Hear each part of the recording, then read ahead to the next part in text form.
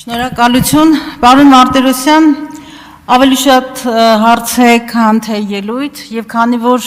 այն հարցը, որը պիտի բարձրացրեցի մեր հանձնաժողովի ուրեմն քննարկման ընթացքում, բայց ցավոք ԿԳՄՍ նախարարին հնարավորություն չընձեռնվեց հարցից պատասխանը հնչեցնելու, ես ստիպված հիմա հնչեցնում եմ այդ հարցը եւ ակնկալում եմ ձեր պատասխանը։ Հարցս վերաբերում է ավագ դպրոցի սան Դավիթ Մինասյանին, սա այն Դավիթ Մինասյանն է, 18 տարեկան Դավիթ Մինասյանը, որը Ծաղկազարդի պատարագի ուրեմն այդ դեպքերի շրջանակներում այսօր գտնվում է ուրեմն կալանքի մեջ, կալանավորման ամենադաժան այսպես ասած ռեժիմներից մեկում, որ ունի լրջագույն առողջական խնդիրներ եւ առողջական խնդիրներ, որոնք ոչ միայն ցավում են, որ պիտի հրապարակայնացնեմ, կարծեմ սա արդեն հանրայնացված է, որը ոչ միայն պայմանավորված է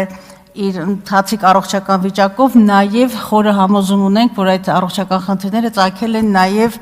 վարչապետի թիկնազորի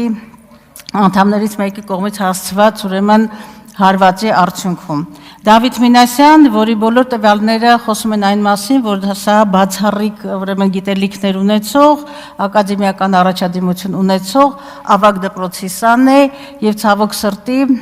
համակարգը պարզապես լռում է եւ վերջերս կարծեմ դատախազությունը եւս մերժել էր նաեւ ընտանիքի դիմումը, որը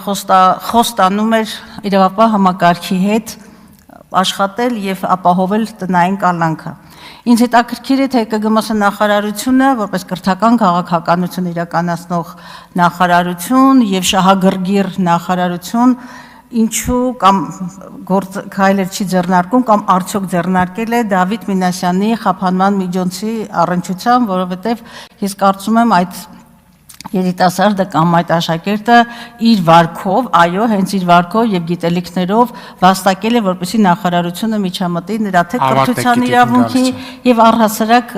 հումանիստական վերաբերմունք դրսեւորենք միջև իրավապահ համակարգը գնահատական կտա։ Ինչ է ձեր վերաբերմունքը ԿԳՄՍ նախարարության։